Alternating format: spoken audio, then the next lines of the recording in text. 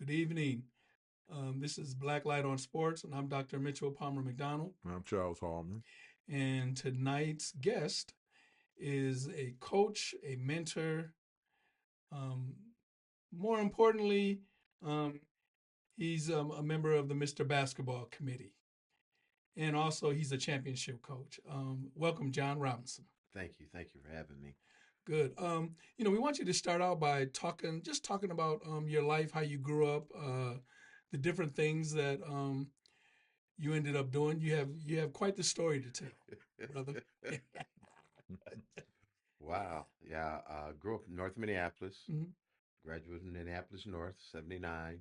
Okay. Um, and just met a lot of wonderful people along my journeys. Mhm. Um, Graduated with Jerome Benton. We grew up together. Okay. Terry Lewis was a neighbor of mine. So was around all of those fun times. Okay. Um, and like I said, met a lot of people. Before I got into sports, I was into the music thing. Ran into Pete Rhodes, met Pete Mhm. Rhodes, and started doing the Black Music Awards with him. Okay. Um, I just carried on from there. And then when I moved to St. Paul, Mm-hmm.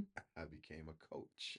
Yeah. That's interesting. You grew up in Minneapolis North Side, and I didn't even know this that you were involved on the music scene too. What was that? What was that like? Wow. I mean, it was a lot of fun. Met a lot of great people. Mm-hmm. Um, I mean, get, hang around and hear some things that people would never hear. Mm-hmm. Prince would come in and just start jamming Mm-hmm. with them guys, and it would just be amazing. And you go to rehearsal, and he's getting ready for a concert, Mm-hmm. Mm-hmm. and just it just it was so much, and it was just like awesome. And I don't think I ever bought an album in I didn't buy an album for maybe 15 years because I was always listening to live music. That's pretty good. Did you think back then that the music scene in Minneapolis would be, what it ended up becoming when you were around all those people, or were you just there? Sometimes when you're just experiencing it, you don't really know, you can't really tell. But did you see anything like, this could be end up being pretty big? Yes, I did actually. I mean, you listening to it and hearing what was being made, Mhm. and it was awesome. My dad was a blues man, so I've been around music all my life. And my dad, he actually won the B.B. King Lucille Award for amateur blues man. Okay.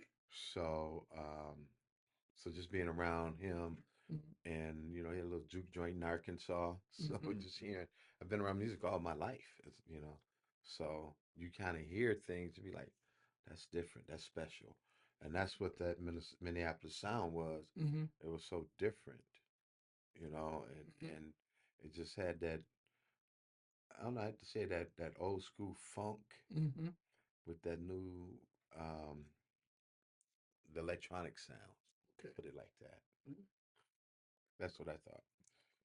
Now we were just talking about Minnesota seemed to always been known as a hockey state, but maybe the two best well kept secrets about this state is its music and Mhm. its basketball. Yes, And you've been 100%. and you've been influencing both sides. Um, Very interesting. Now, I was out at I think it was Park Center. We were out there playing pickup basketball. Dean Brown was the head coach out there, Okay. Okay. and I had brought my daughter Angel out there, and we were hooping, and just I always brought her wherever I went, and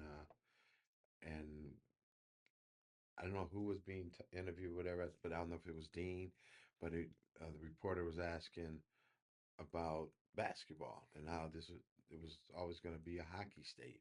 Mhm. And Dean told him back then basketball is going to take over. He said, "Look at that young lady over there, right there," and Mhm. she was in there doing her thing. You talking about Angel? Angel, Mhm. my daughter, yeah, yes. So, um, and as it's grown, Mhm. you know. And what people really don't realize, we had the number one hockey program in America here out of Shattuck St. Mary's. Yes. and that program, a lot of a lot of people.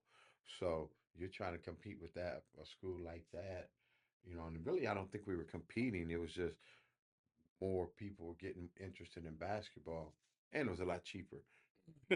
Oh yeah, yeah, all that equipment, yeah, all that hockey equipment, man. Right, right. Yeah. So So I like it's interesting what you said right before Minneapolis, you're on the music scene and all that. Okay, then you moved to St. Paul, and you kind of like all of a sudden when you went to St. Paul, it was like okay, buy music, and now you're into basketball. Now how did that happen? well, it was never by music, but when Hmm. you have kids, my son uh wanted to play. He's a Okay. sports John Yeah, Jr. yeah. Yeah, so he was in football, baseball, and everything, and I started coaching his t-ball team, Okay. and it went from there. And started coaching baseball at Wilder Rec, Hmm. St. Paul there, and it just carried on from there. And I just started coaching football, Hmm. and man, it just became a passion, you know. So Now how was it? Now how was it? How was it coaching your son?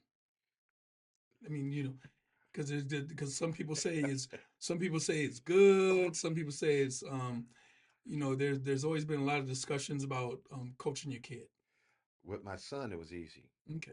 because he wanted me to get in his case, get on him, and Okay. really you know, just be hard on him Hmm. because he wanted to be that good, Okay. and he was strong enough to take it. Gotcha. You Gotcha. know, Some people aren't. You're right yeah. about And that. with Angel coaching Angel, it was different. We had to make a pact that we would not talk about basketball after the game. After the game, after practice, it's just dad and daughter. Um, unless she brought it up, then I felt sorry for Which young people do.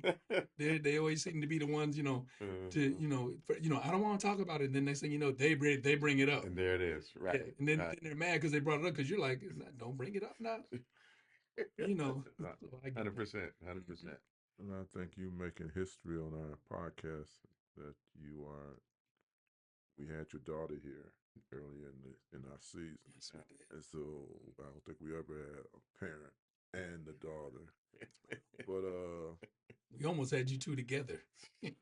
talk about Angel and how she accelerated and became as good as she came, and then now she's playing and coaching as well. Yeah. Well, Angel always loved sports. So when I was when I had Angel, I worked third shift jobs. So a lot of guys we would hoop during the day. Hmm. So I would take her to the gym with me. Hmm. I'd tie her up in a little walker in the corner, and then we would hoop, give her a Hmm. ball. Then she just being around us. When I say us, me and her brothers, Hmm. we were always out there playing and things. I did. I started Frogtown football program with Johnny Howard, Yeah. and so Angel played on the football team, and she ended up being our quarterback. So that was her fourth grade year, and that's when she really started accelerating in basketball. And she also played baseball um, with when I coached at Shepherd Rec Center. Okay. So she was just always an athlete and just always wanted to play with the toughest people and be the best. So again, I didn't really know how good she was Hmm. until she played with Sugar Program, and because before that she played with Vic Mister at Jimmy Lee. Okay. She played with the Stowers and all of them guys. They were a few years older, so Hmm. she's always played up. And when she started playing with the young ladies, it was just apparent how good she was, and as fourth grader starting point guard for a sixth grade team. But it was just the hard work that she put in. Um, and then with her brother Robert, Hmm. as she got older, and he really started taking her under his wing and teaching her stuff, and she was a sponge, it's absorbed. You know, um, that's how it was. Um, I mean, talk a little bit about sugar. A lot of people don't know about that program, but a lot of people that went on. Mm. to have a good high school and decent college careers went through that Yeah. program. Yeah, that program, I don't know if it was started by Lori Prelow and Steve Prelow, Mm-hmm. but I know they sustained it. Mm-hmm. And we got into that program just in like fall ball and, rec ball, stuff like that. And then we actually hooked up with Kevin Carlisle to do AAU. Mm-hmm. And I made a suggestion to Willie and Lori. It's like, hey, why don't we just run this year round? Mm-hmm. And so we started running it year round. I mean, we had Ashley Ellis Mylan, Mm-hmm. Dennis Smith, Ebony Black. I Mm-hmm. mean, um, Talisha. Um, I forget Talisha's last name. And then we had, I mean, just a lot of young ladies that I mean, I want to say we had at least eight, Mm-hmm. eight, nine D1 players that come through that program. When I was there. Yeah. So, Yeah. um, so that program was really special, and actually Lori and Steve ran it up until when Steve passed. Okay. And Yeah. so that was it was always I have nothing but high praise and homage for them too. Mm-hmm. How they took on these young ladies and made them athletes and just stayed with them. And so that sugar program was nice. Mm-hmm. We were on our way to really doing some big things. We were going out to these certified tournaments as sugar Mm-hmm. and was playing in Nike tournament, Nike circuit and things Mm-hmm. like that. Into the trail tournament. Yeah, I mean, we were all over the country and competed. I asked Angel this. I've always been critical of the University of Minnesota not looking at female athletes like your daughter. I mean, just talking about the sugar program, they could, if they had brought four of those players in, they could have been perennial Big Ten contenders as opposed to what they've been doing over the years. I've been critical because I always say they always seem to look at one or two AAU programs Yes. that's not in the city and they feed off of that, and then everybody else just don't get looked at. She talked about her experience of being recruited at Minnesota, but you being involved in the program, did you ever see Minnesota taking any interest in your players? Angel and Ashley, those two, they really took interest in those two. Of course, I actually played with them, Mm-hmm. and I didn't really, for me as a dad, not as a coach or anything, but as a father, I told all my kids, your college is your choice. Mm-hmm. I'm going to advise you, but it's your choice. And it was, I mean, she had a lot of schools coming after her. Mm-hmm. And you got to make up your mind. And she did with Marquette.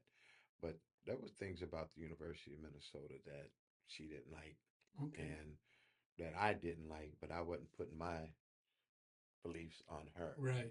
because Right. I knew of Minnesota. I knew all about the background, the history, and I mean, we're being honest, you know. And we were talking about some players from out of state that came here, and I asked, I think it was Dean Hart. He was assistant athletic director at the time. Mm-hmm. He came over on the east side and talked to my boys at the basketball banquet. And I asked, "Why aren't you recruiting inner city kids?" And he said, "We are." I said, "But not from here." And we had a lot of really good players, inner city players that have come through St. Paul and Minneapolis, Mm-hmm. you know. So, and I just felt it was, I mean, I thought it was just a color thing for Mm-hmm. us here. So, Mm-hmm. mhm. You also was involved in the pro am, and I always say the glory days of the pro am because the pro am's not like it used to be, but the Pulley Mhm. League was by far I always saw it as a community league.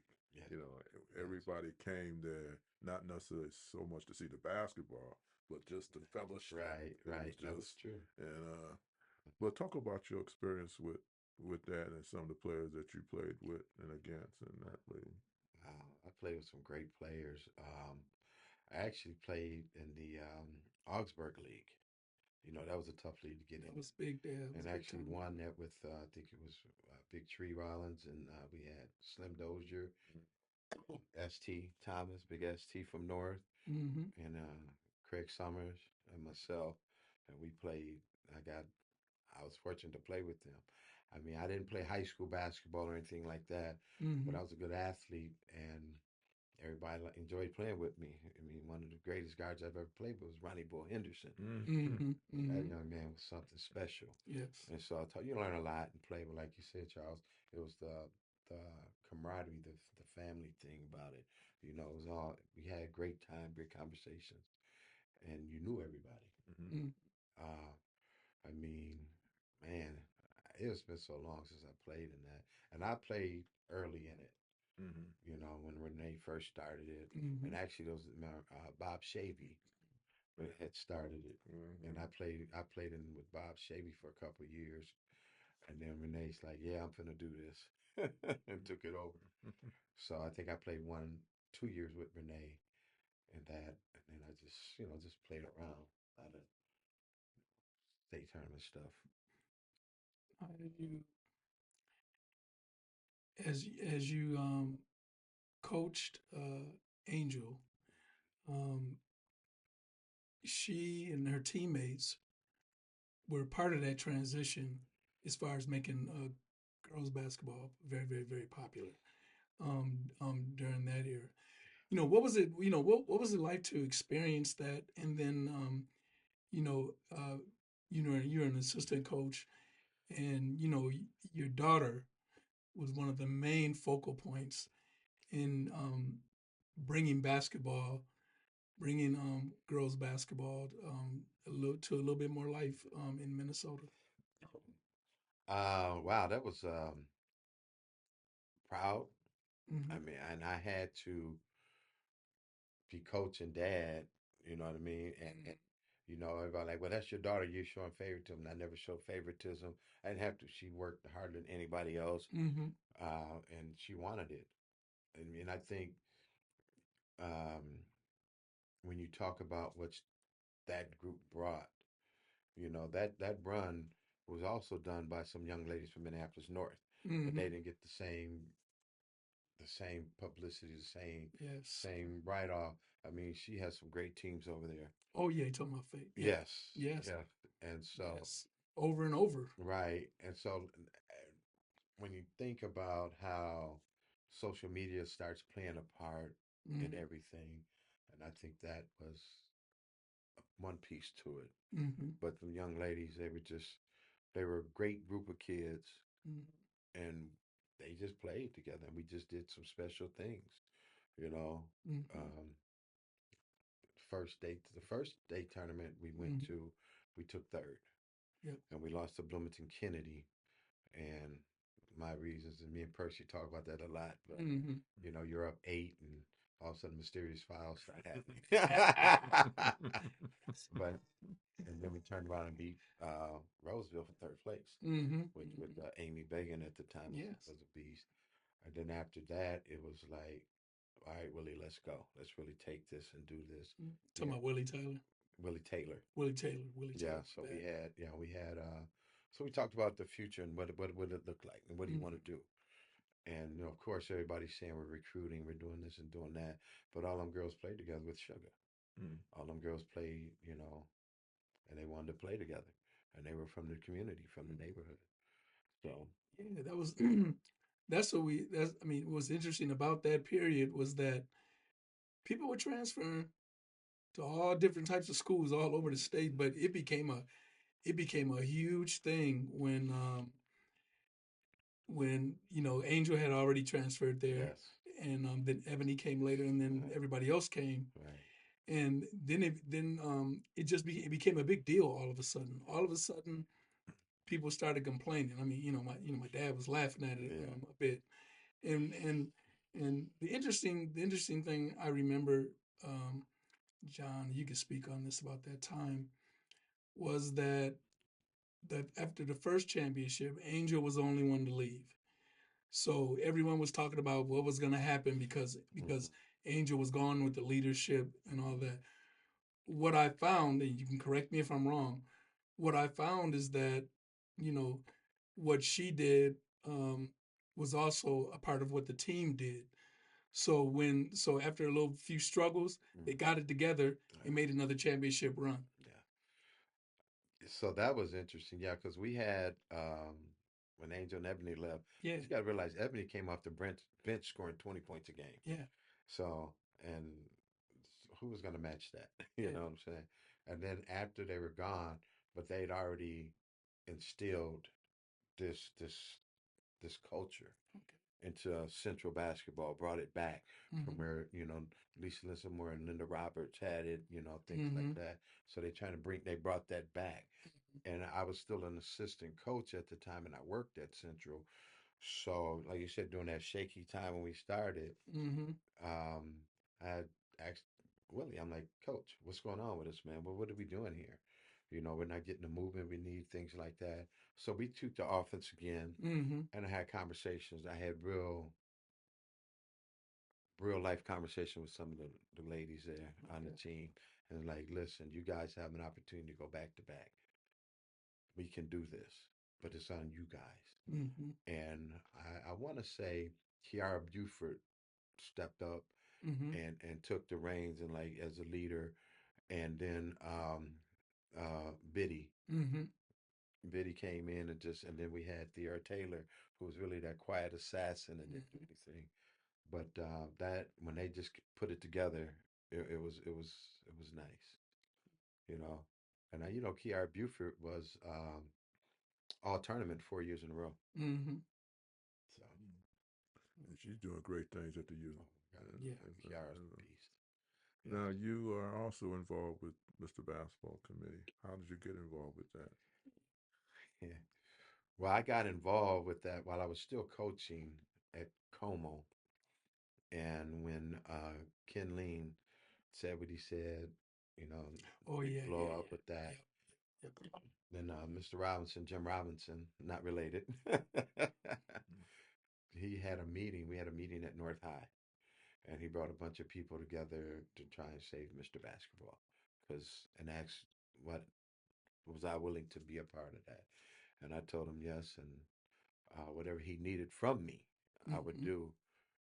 But I was still coaching at the time. Mm-hmm. And then as soon as I resigned from coaching, he came, he said, all right, come on, let's go. And then brought me on. I had no idea what I was getting into. I didn't know anything about Mr. Basketball, because, of course, everyone always said it's political and, you know, whoever the person in charge wants, that's who they vote for. Mm-hmm. So got involved with it and been doing it ever since. I love it. It's uh, for the last 5 years, maybe Okay. at least. I've been part of Mr. Basketball, and no longer than that. I think it's 2019. Yeah, about 5, 6 years. Mm-hmm. Been a part of it, and we have we try and be real transparent now with how we vote. One person, one vote, Mm-hmm. and we have an odd number so that you know we can't. There's no tiebreaker. You know what I'm saying? We all have a vote. So I think the way we're doing it now, and Dave Hedberg Mm-hmm. took over after Mr. Robinson passed. Okay. So our focus is to keep it going the way he wanted it to go, and be very uh, outspoken about who we are and that we're not, you know, we're here for the kids, Mm-hmm. strictly the kids. So now I'm president of Mr. Basketball. So it's been pretty good. Yeah, I'm sorry, I forgot to mention that in the introduction. President John Russell. Yeah, really. But so it's been a good experience for you. Oh, it's been an awesome experience for me. Okay. I love basketball, Mm-hmm. and just to see, and you see these kids when they're young and just start growing, and it's awesome. I love it. I love it. And I wouldn't be able to do none of that stuff without my wife giving me the okay. Mm-hmm. Of course, of course, So of course. she loves going to the games too, and so Pretty Now good. you see, for your involvement in basketball as a coach on both sides of the river, so to speak, we don't seem to see the same kind of intensity or the same kind of rivalries that we used to see growing up. or seen over the years, and it seemed like, how could I say, when South got to the tournament last year for the first time in 30 years, articles was done at the tournament, but there was no articles leading up to that. So people made it sound like we were just some flash in the pan, just showed up, and but they'll talk about a suburban school, a suburban program. They'll talk about that from the beginning of the year all the way into the finals, so to speak. So talk about just, is urban basketball being seen respectfully? And if not, what can we do to make it become more respectful in both conferences? Well, I think one thing that we have some amazing new coaches coming in and bringing that intensity back to it. And at the end of the day, it's a work ethic. What you put in is what you're going to get out. And a lot of kids, in my opinion, really have not had that work ethic. You go in and put in the extra time. You know, you'll go to a gym and you see these guys playing, you know, running, playing full court, and they're just goofing around and not really taking it serious. Or they'll, you know, we'll put all the best 5 players on the team. Of course, you're blowing everybody out. Don't nobody want to play no more. Mm-hmm. And I asked them, say, why don't you guys mix it up, go against each other? That's how you get better. And I think that that is starting to happen. Um, I mean, Johnson is making a run now. Mm-hmm. And we got a new coach at Central, Mm-hmm. new coach at Como. Yep. And I thought Darnell did a heck of a job. He was my assistant head coach when I was Oh, you're at Como. Yep. right. So I think he was doing a phenomenal job and just trying to get them kids, because he came from that era where you're talking about, Charles, where we competed, Mm-hmm. you know, and they competed, and that's what we're trying to bring back. And then I think, just me, my humble self, I think that everybody feels they need a trainer. And I don't think that's the case, because a lot of people ain't teaching basketball. Mm-hmm. You know, they're not teaching you how to play. They're not teaching, you know, they're not teaching how to have that dog in you, you know, and go forward and just have that will.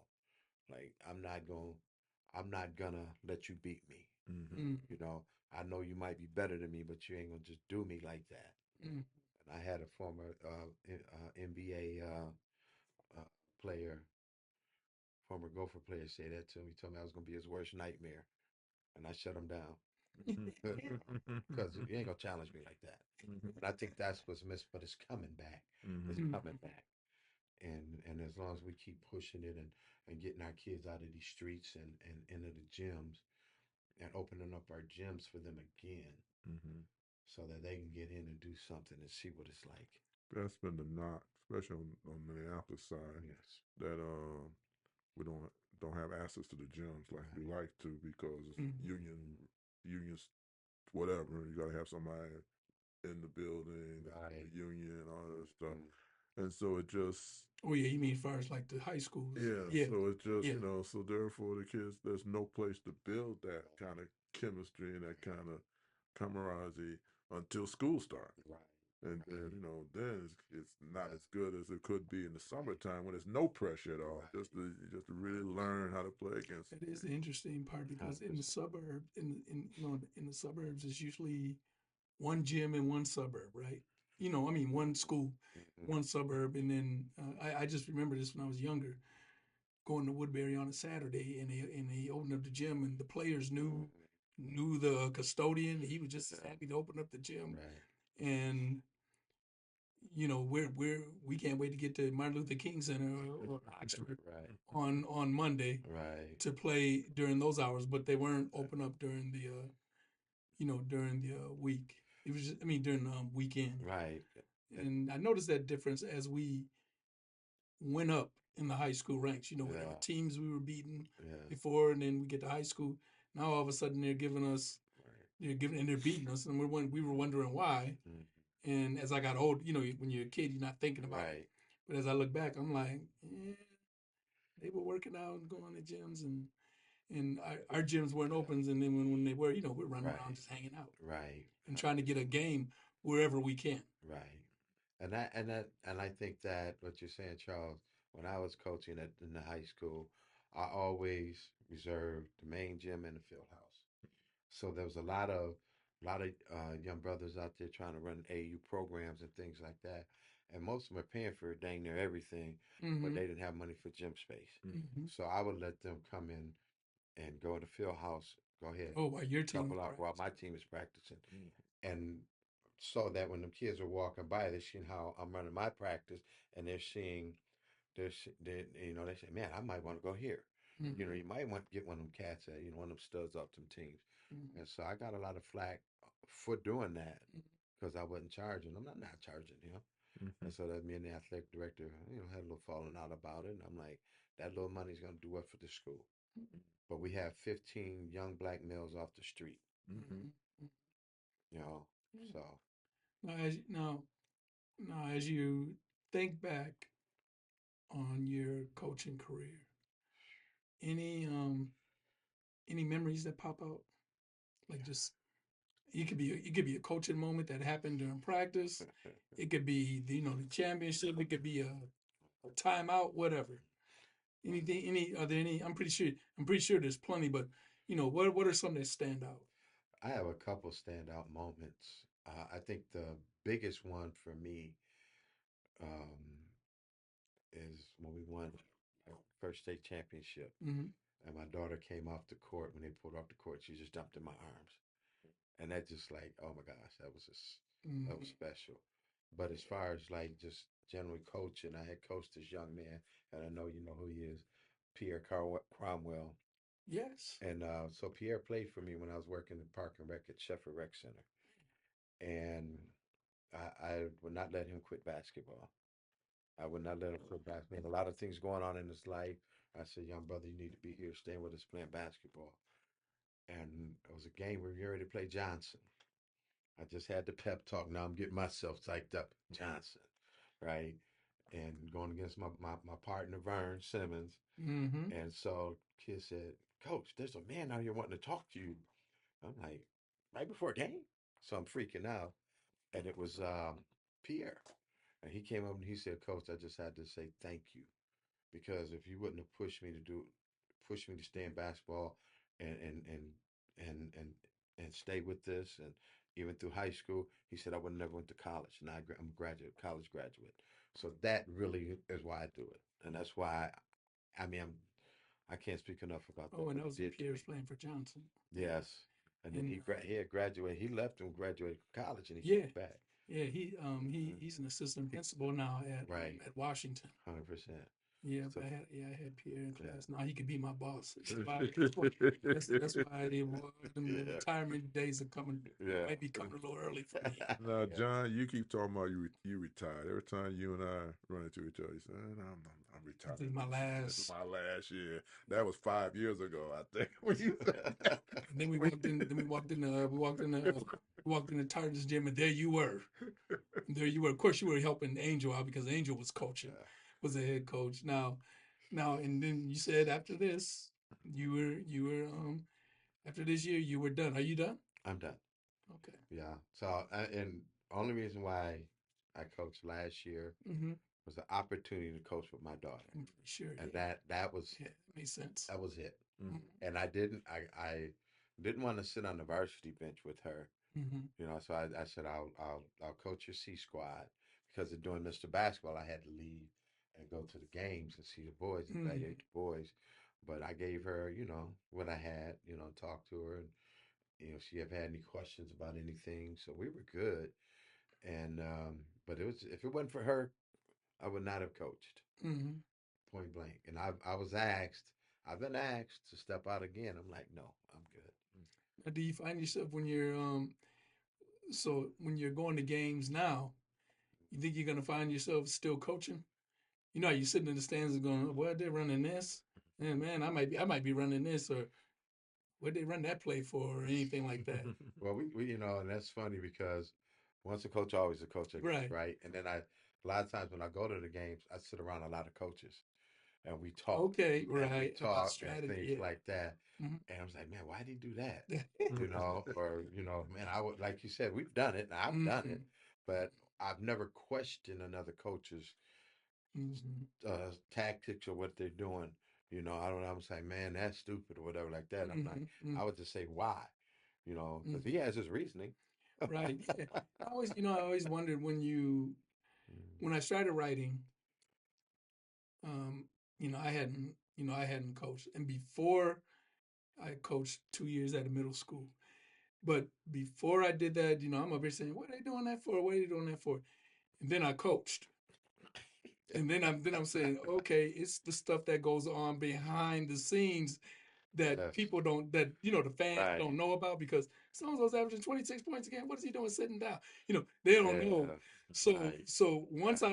I had that experience, I was like, oh yeah, I was like, yeah, he Yeah. must have missed practice or something, or Something, or I something. wasn't criticizing. Before I was Yeah, criticizing. Hell, man, what are they doing? yeah, So I understand what you mean when you yeah. say you don't, you might say why or whatever, but Right, you're not in those practices. right. And if you're at the school all day, you don't know Yeah, what happened at the school all day in chemistry class or whatever. yes, So that was yes. that was one thing I did learn from coaching. So and I felt better about my writing because now I kind of like, yeah, I know Yeah. why, or I might have an idea on why a Mhm. move was made or anything Yeah. like that. And then, I Okay. mean, like for me, when I bench a kid like that, their parent would come on, what you doing? I'm gonna say, talk to your son, talk to your daughter. If they don't explain it to you, then I'll explain it to you. Mhm. But let them tell you why, you Yeah. know. So, yeah. Now, Angel said she's going to be going back overseas to play. Has she left yet? She leaves on the 9th or 10th. Golly, man. Like I told her, go for it. In great Oh, yeah, shape, of course. you know. I Yeah. mean, and that give me somewhere to visit. So where's she going to be playing? She's playing in France, Okay, well, wow. right off the coast, Toulouse or something like that. Hmm. So yeah, I'm like, Now one of your sons, Robert Smaller, he coached a varsity team in Portland, right? yes, Jefferson. Jefferson, yeah, yeah, this year. Um, and I know he was very excited when he got a job. Did you ever talk to him? Did he ever call you for advice or anything like that? Well, no, no, and the reason is, you know, Robert and I have coached for Mm-hmm. years together, and he actually helped me build the girls program at Como. Como, yes. He's a big factor in that. So he knew, you know, we talked a little bit, but he never just called me for anything like that. Mm-hmm. Um, so I said, you need to hear. He said, no, pops, I'm good. So Mm-hmm. he knows basketball. I mean, I believe he's just come back from Hong Kong, Mm-hmm. working, you know, camps, you know, training over there. So he's all over the world training, you know. I mean, he's so working out with NBA players. So he knows what he's doing. And just recent last 2 years, he's been in the Nike Summit on the bench Okay. coaching the Nike Summit. Okay. He's been Okay. coaching the world team. Yeah. Yeah. Oh, So yeah, Rob doing this thing, and now he bringing Taylor up out there.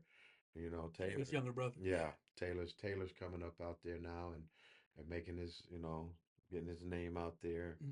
You know, that boy. You know, talking about a scorer, him and Zach Lofton could score from any position.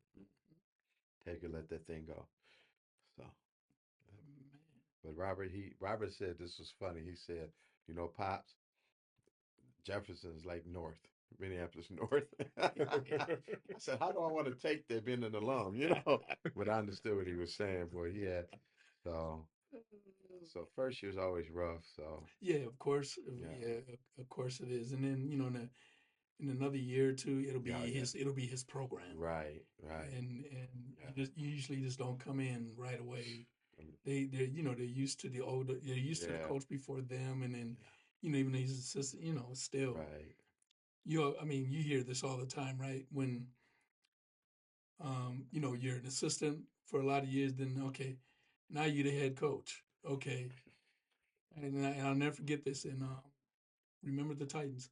I remember Denzel Washington saying to his assistant coach, he said, if there's a if there's a mistake or we lose the game, he said, the assistant coach's name not going into the paper.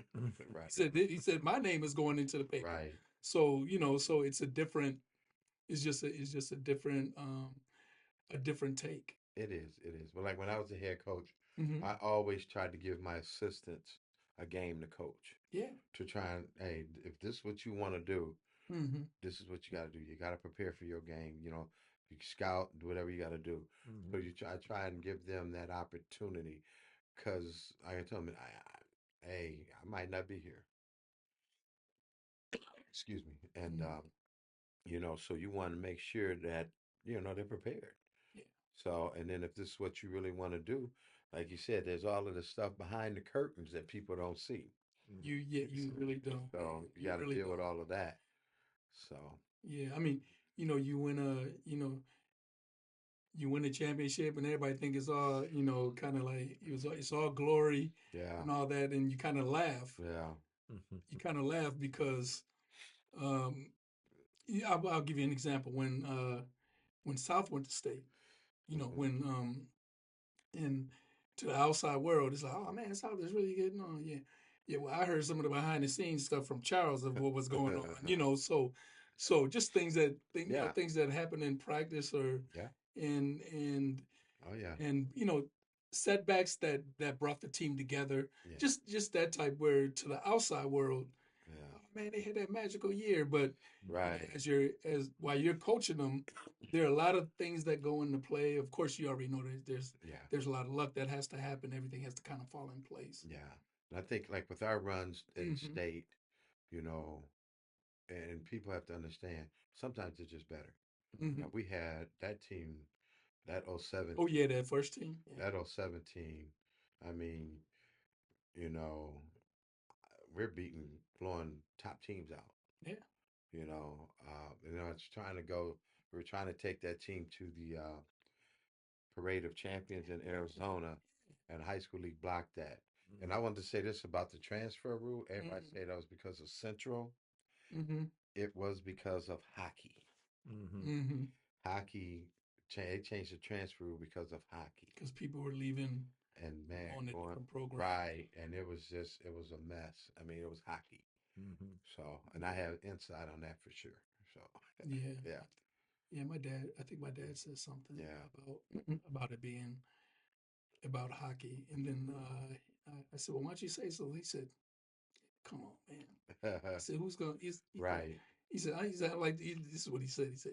He said, dress out like I am, standing for what I stand for. I'm gonna go to state high school league and talk about hockey and criticize hockey."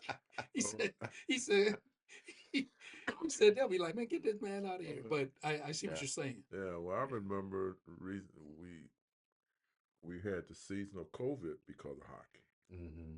Because originally it wasn't going to be any sports Right, Yeah. that year. right, Hockey parents started complaining, Right. yep, and then we started in January. Yep. When we Yep. should have not had Right. started at all. We wasn't even in Right. school. Schools were Yes. still Yeah. closed, and we Yeah. trying to play basketball. That was Sports. crazy. Right. That was Yeah. a crazy year Yeah. all the way around. Then everything, yeah. Then all of a sudden, I kept saying to myself, "Don't tell me that athletics don't matter. Don't tell me because I mean, I'm talking about to the highest level Right. because No. they made sure that everything kept going, Right. and when in school, whenever they have an announcement, whenever there's a snowstorm or something like that, all right, no after school activities. Okay, athletes check with your coaches. That's what they say every time. They never say basketball's canceled, and then they go check with your coaches. I said, boy. I got to go to the games during the COVID time, Mm-hmm, mm-hmm. because they like I have to call the athletic directors and things like Oh that. yeah, you got to So make I sure. had some coaches like, "How you get in here? Ain't nobody supposed to be in here. Mm-hmm. Who are you?" Said, Mm-hmm. you don't really want to tell them you're Mr. Basketball.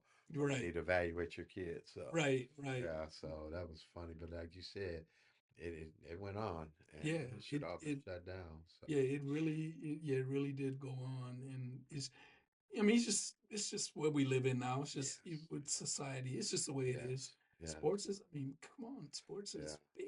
Oh my God, huge, It's real huge. huge. And then with the technology and the social media, you can make your own highlight tapes and all that. Now, can you imagine? Back in our day, we can make some highlight tapes.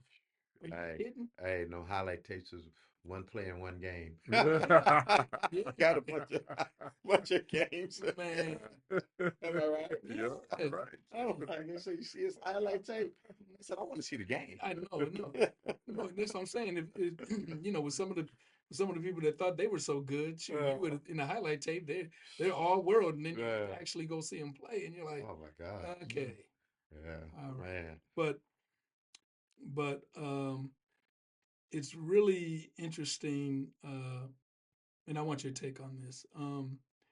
How has the athletic scene changed over the years? Because and you can even go back to when you were at North. Uh, man, like I said, it's just the heart, like Mm-hmm. I think kids quit so easy now, in my opinion. They Okay. quit.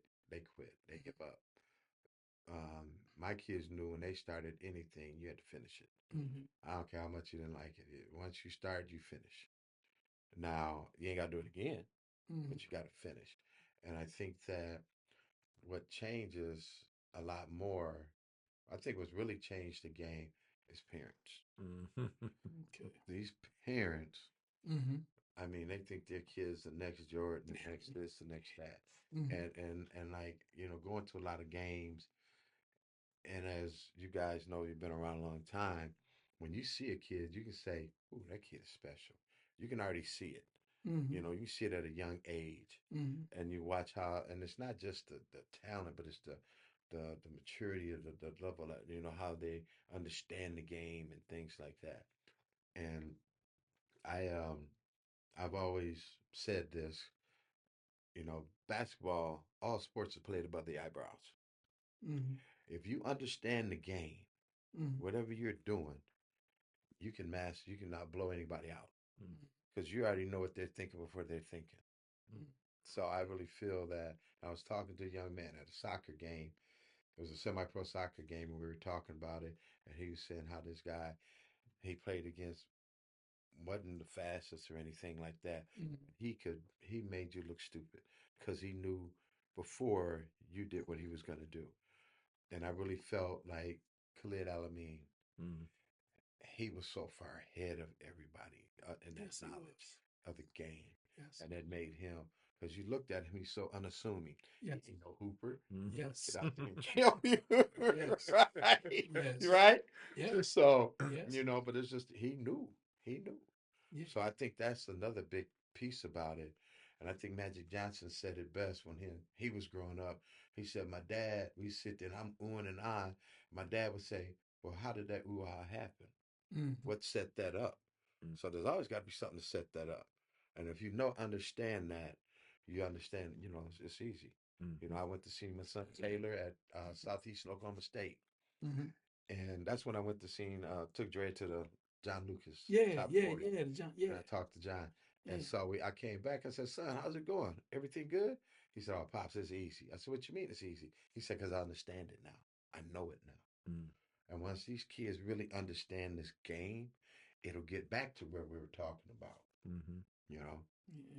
So, Well, um, before we close, we always give our guests a chance to say something to the audience, a little bit of advice. Charles calls them pearls of wisdom, and just anything that you want to listen about or any advice you'd want to give. wow. Just, I mean, whatever you want to do, be true to it. That means your work ethic has to be second to none. Um, and have good people around you. Have good people around you because everybody around you ain't good for you. My wife always tell me just because they smile in your face to mean they're your friends. Yes. And so that when you do things like that and stay true to what you really want to do Mm-hmm. and work at it, you'll be successful. Okay. Well, John, thank you for gracing us with Wow. your presence and your knowledge. Yes. I'm with the legends. Oh. I mean, man, appreciate you. You know, man, and it's like I said, when I known Mitch for a number of years, and Yeah. his dad was just a big influence in my life. Mm. I mean, a lot of people, but he really, you know, I'm just gonna say this real quick about your dad. Mm-hmm. Whenever I had problems with my kids, he say, "Bring them to breakfast," Okay. and he would straighten my kids out for me. So Yes, thank you guys for having me. and on a side note to that, whenever if I had any problems or anything like that, he would be like, "We're going to breakfast." I'm like, "Oh man," and my mom would look at me and like, "I'm not going," you know. Right. So I already knew they had talked, Yeah. and he was going to talk to me about something Yeah. I did or needed to do or Right. something like that. Yeah. Well, we want to thank you. Man, thank you guys for having me. For real, that was. We appreciate it, and make sure that you read us, myself and Charles and the Spokesman-Recorder. I'm Dr. Mitchell-Palmer-McDonald. I'm Charles Hallman. And tune in next week for Blacklight on Sports. Thank you for joining us.